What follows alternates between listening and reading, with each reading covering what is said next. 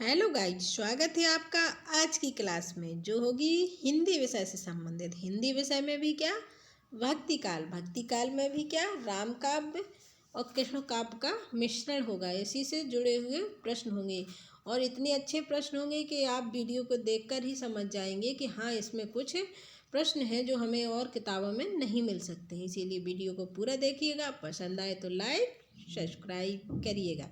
शुरुआत करते हैं पहले प्रश्न से। पहला प्रश्न होगा, तुलसीदास जी ने रामचरितमानस की रचना किस पद्धति। हम फास्ट रिवीजन करेंगे, जहाँ हमें कुछ बताने की लगेगा तो हाँ बताएंगे, नहीं तो आगे बढ़ते जाएंगे प्रश्न का आंसर देते हुए।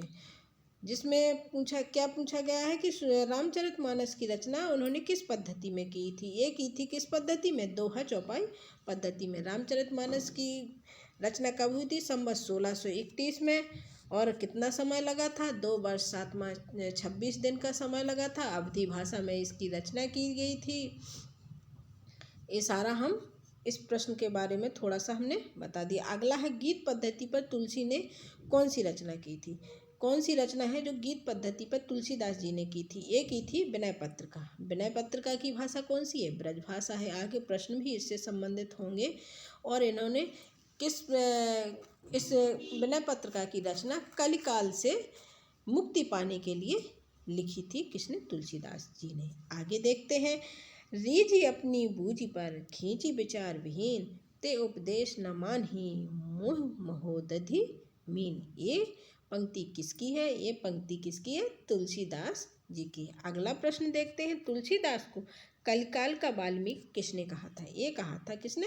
नाभादास ने। नाभादास ने तुलसीदास जी को कलिकाल का वाल्मीकि कहा था। रामचरितमानस में कितने कांड हैं? इसमें 7 कांड हैं। 7 कांडों के हम नाम बताएंगे। बाल कांड, अयोध्या कांड, किष्किंधा कांड, अरण्य कांड, सुंदर कांड, लंका कांड और उत्तर कांड। अगला प्रश्न देखते हैं, तुलसीदास जी उत्तरी भारत की समग्र जनता के हृदय मंदिर में पूर्ण प्रेम से विराजे हैं। ये पंक्ति किस आलोचक की है? ये पंक्ति है किसकी? हमारे सबसे प्रिय आचार्य रामचंद्र शुक्ल जी की। अगला देखते हैं, राम को रूप निहारत जानकी, कंकन के नग की परछाई। यह पंक्ति तुलसीदास, क्या पूछा गया है? यह पंक्ति तुलसीदास के किस ग्रंथ से ली गई है? पूछा गया है कि यह पंक्ति जो है तुलसीदास जी के किस ग्रंथ से ली गई है। इसका आंसर आप लोग सोच कर दें, जब तक हम इसका आंसर आपको बताते हैं। इसका सही उत्तर होगा क्या? कवितावली। किससे ली गई है? कवितावली। अगला प्रश्न देखते हैं, बैराग संदीपनी किस कवि की रचना है? पूछा गया है जो बैराग संदीपनी है वो किसकी है? तुलसीदास जी की रचना है। अगला देखते हैं, गोस्वामी तुलसीदास ने अपने विश्व प्रसिद्ध महाकाव्य रामचरितमानस को किस भाषा में रचा था? ये अभी हमने बताया था कि किसमें? अवधी भाषा में इसकी रचना की थी। अगला प्रश्न देखते हैं, अगला प्रश्न होगा विनय पत्रिका से संबंधित। किससे? विनय पत्रिका से संबंधित होगा। विनय पत्रिका की भाषा कौन सी है? अभी हमने शायद बताया होगा। इसकी भाषा कौन सी थी? ब्रज भाषा में विनय पत्रिका की रचना की थी। इनकी तुलसीदास जी की कुल 12 ग्रंथ हैं, जिनमें कुछ अवधी भाषा में लिखे गए हैं, कुछ 12 ब्रज भाषा में। ब्रज भाषा में अगर हम जानना चाहें कि कौन सा ब्रज भाषा में, कौन सा अवधी भाषा में, तो एक ट्रक होती है जैसे, जिसमें बड़ी की मात्रा होगी वो ब्रज भाषा में होगी, लेकिन विनय पत्रिका है उसमें मात्रा ना होते हुए भी ये ब्रज भाषा में इसकी रचना की गई है। अगला प्रश्न है, बरवे क्या है? ये थोड़ा सा हम सेट कर लें इसको। बरवे रामायण में कितने कांड हैं? पूछा गया है जो बरवे विनय आचार्य गोस्वामी तुलसीदास जी की रचना है बरवे रामायण, इसमें कितने कांड और कितने छंद हैं? इनमें कितने? 7 कांड और 69 छंद हैं। संत तुलसी की दोहावली में कुल कितने दोहे? पूछा गया है जो तुलसीदास जी की दोहावली है उसमें कितने दोहे हैं? उसमें कुल कितने दोहे हैं? 572 दोहे। कितने हैं? 572 दोहे हैं। किसमें? तुलसीदास जी की दोहावली में। अगला है, दुल्हन गाऊं मंगल चार, हम घर आए हो राजा राम भरतार। ये पद किसने लिखा है? ये लिखा है किसने? कबीरदास जी ने। अगला है कलि कुटिल जू निस्तार हित वाल्मीकि तुलसी भयो। ये पंक्ति किसकी है? ये हमने कल के शायद वीडियो में भी आपको बताई थी। ये है कौन किसकी? नाभादास की पंक्ति है। किसकी है? नाभादास की ये पंक्ति है। अगला है रामायण महानाटक के रचयिता कौन है? पूछा गया है रामायण महानाटक के रचयिता कौन है? ये है कौन? प्राणचंद चौहान। कौन है? प्राणचंद चौहान जी रामायण महानाटक के रचयिता। अगली है राम भक्ति मार्ग के अंतर्गत श्रृंगारी भावना के प्रवर्तक कौन है? राम भक्ति मार्ग के अंतर्गत श्रृंगारी भावना के प्रवर्तक कौन है? ये रामचरण दास। कौन से हैं? रामचरण दास जी हैं। अगला प्रश्न है सीताराम को युगल सरकार का संबोधन कौन से मत के लोग देते हैं? ये देते हैं स्वसुखी शाखा के लोग देते हैं। अगला प्रश्न है नाभादास जी के गुरु का क्या नाम था? नाभादास जी के गुरु का नाम क्या था? अग्रदास था। नाभादास जी के गुरु का नाम क्या था? अग्रदास था। अगला प्रश्न देखते हैं भक्तमाल के टीकाकार निम्न में से कौन है? भक्तमाल के टीकाकार कौन है? ये है प्रियदास। कौन है? प्रियदास जो है वो भक्तमाल के टीकाकार माने जाते हैं। अगला है रास पंचाध्याय के रचयिता निम्न में से कौन है? जो रास पंचाध्यायी ग्रंथ है उसके रचयिता कौन है? वे है अग्रदास। अगला है भक्त नामावली किसकी रचना है? भक्त नामावली किसकी रचना है? प्रश्न में पूछा गया है। ये है ध्रुवदास की रचना है। किसकी है? ध्रुवदास की रचना है। अगला प्रश्न है निम्नलिखित में से भक्ति आंदोलन को लोक जागरण किसने कहा था? भक्ति आंदोलन को लोक जागरण कहा था किसने?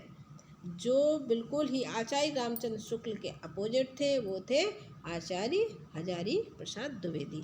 अगला प्रश्न बहुत ही महत्वपूर्ण, बहुत बार पूछा भी गया है। बुद्धदेव के बाद पूछा गया है कि बुद्धदेव के बाद भारत के सर्वाधिक बड़े लोक नायक तुलसीदास है। किसकी पंक्ति है? ये है जॉर्ज ग्रियर्सन की। अगला प्रश्न है रामचरितमानस में श्रोता वक्ता युग्म कितने हैं? ये है 4 है। जिसमें पहला शिव पार्वती, काकभूषणी, गरुड़, याज्ञवल्क्य, भारद्वाज, तुलसीदास और संत समाज। और कौन है? संत समाज। अब इसमें हम एक अगला प्रश्न देखते हैं। चलो कोई नहीं। रामचरितमानस की रचना का आरंभ किस क्षेत्र में हुआ था? पूछा गया है कि रामचरितमानस की रचना का आरंभ किस क्षेत्र पूछा गया है। जगह पूछी गई है कि किस क्षेत्र में हुआ था। ये हुआ था अयोध्या में। कहाँ? अयोध्या में। चारहु फल मानत चारहु चढ़क को पंक्ति किसकी है? एक पंक्ति दी गई है। कौन सी? चारहु फल मानत चारहु चढ़क को। ये पंक्ति किसकी है? पूछा गया है कि ये पंक्ति किसकी है? ये है तुलसीदास की। किसकी है? तुलसीदास जी की ये पंक्ति है। अगला है जायसी को महाकवि के रूप में किस आलोचक ने प्रतिष्ठित किया है? जो जायसी थे उनको महाकवि के रूप में किस आलोचक ने प्रतिष्ठित किया है? ये पूछा गया है। ये किया है किसने? रामचंद्र शुक्ल जी ने। किसने? रामचंद्र शुक्ल ने जायसी को महाकवि के रूप में प्रतिष्ठित किया है। 84 वैष्णव की वार्ता किसकी है? ये है गोकुल दास की। किसकी इसके रचयिता कौन है? गोकुल दास है। इसके रचयिता कौन है? गोकुल दास। और 200 वैष्णव की वार्ता ये भी किसकी रचना है? गोकुल दास जी की। अगला प्रश्न है, इसका आंसर ये होगा अग्रदास की भक्ति किस भाव की थी? पूछा गया है जो अग्रदास जी हैं उनकी भक्ति किस भाव की थी? ये थी माधुर्य भाव की। तुलसीदास की भक्ति किस भाव की थी? ये तो सब लोग जानते हैं, दास भाव की थी। पराधीन सपने ही सुख नाही उक्ति किसकी है? एक पंक्ति दी गई है। पूछा गया है कि ये किसकी पंक्ति है? ये है किसकी? तुलसीदास जी की पंक्ति है। अगला प्रश्न है साखी शब्द दोहरा कवि का कहनी उपखान भक्ति निरूपहि भगत कली निधि वेद पुराण। ये पंक्ति किसकी है? ये पंक्ति भी किसकी है? तुलसीदास जी की। और एक और बात ये पूछी गई थी 2021 के TGT पेपर में। अगला है मात पिता जग जाई तजो विधु न लिखो कुछ भाल। एक पंक्ति तुलसीदास ने किस काव्य ग्रंथ में लिखी थी? ये शायद मैंने कल के जो वीडियो था उसमें भी डाली थी। ये लिखी थी किसकी? कवितावली। जो कवितावली ग्रंथ था उसमें उन्होंने इस पंक्ति को लिखा था। लोटा तुलसीदास को लाख टका को मोल। ये पंक्ति किसकी है? पूछा गया है ये पंक्ति किसकी है? ये किसकी है? ये होल राय की है। किसकी है? होल राय की पंक्ति है कि लोटा तुलसीदास को लाख टका का मोल। ये होल राय की पंक्ति है। अगला प्रश्न है, जाके प्रिय राम बेदेही सो नर तिजौ कोटि बेरी सम यद्यपि परम स्नेही। यह तुलसीदास के किस काव्य ग्रंथ की उक्ति है? पूछा गया है कि ये किस काव्य ग्रंथ की है, तो ये किसकी है? विनय पत्रिका की है। अगला प्रश्न है, तुलसीदास का सारा काव्य समन्वय की विराट चेष्टा। इसका वक्तव्य के रचयिता कौन है? इस वक्तव्य के रचयिता कौन है? ये है हजारी प्रसाद द्विवेदी जी। कौन है? हजारी प्रसाद द्विवेदी जी ने कहा है कि तुलसीदास का सारा काव्य समन्वय की विराट चेष्टा है। अब हम थोड़ा सा देखते हैं किसने क्या कहा है। जैसे नाभादास ने तुलसीदास को कलिकाल का वाल्मीकि कहा है, स्मिथ ने मुगल काल का सबसे महान व्यक्ति कहा है, और रामचंद्र शुक्ल यह एक कवि ही हिंदी को प्रौढ़ साहित्यिक भाषा सिद्ध करने के लिए काफ़ी है। ये किसने कहा है? रामचंद्र शुक्ल जी ने तुलसीदास जी के बारे में कहा है। अगला प्रश्न देखते हैं, केशव कहीं न जाए का कहिए। ये पंक्ति किसकी है? इस पंक्ति में भी बहुत से लोग गलत करते हैं। ये तुलसीदास की है और यहाँ देखते हैं केशव, तो शायद केशवदास ही लगा देते हैं, लेकिन नहीं, ये भगवान से बोल रहे हैं तुलसीदास। केशव कहीं न जाए का कहिए। तिरुपब्बे किसकी रचना है? पूछा गया है जो तिरुपब्बे है वो किसकी रचना है? वो किसकी है? अंडाला। जो अलवार भक्त थे, 12 अलवार भक्त थे, उनमें से एक महिला भक्तिन थी जिसको अंडाला कहा जाता था, उनकी ये रचना है। अगला प्रश्न देखते हैं, यदि प्रबंध काव्य एक विस्तृत वनस्थली है तो मुक्तक चुना हुआ गुलदस्ता है। किसकी पंक्ति है? पूछा गया है ये किसकी पंक्ति है? ये है रामचंद्र शुक्ल जी की पंक्ति है कि यदि प्रबंध काव्य एक विस्तृत वनस्थली है तो मुक्तक चुना हुआ गुलदस्ता है। अगला प्रश्न देखते हैं, यदि इस्लाम न आया होता तो भक्ति साहित्य का 12 आना वैसा ही होता जैसा आज है। ये पंक्ति किसकी है? ये हजारी प्रसाद द्विवेदी। हजारी प्रसाद और रामचंद्र शुक्ल एक दूसरे के अपोजिट ही बोलते थे। पद्मावत किस रचना किस शासक के काल में हुई? पूछा गया है जो पद्मावत है वो किसकी शासन काल में इसकी रचना हुई थी? ये किसके शासन काल में हुई थी? ये शेर शाह सूरी के शासन काल में इसकी रचना हुई थी। अगला है, जायसी सूफियों के अद्वैतवाद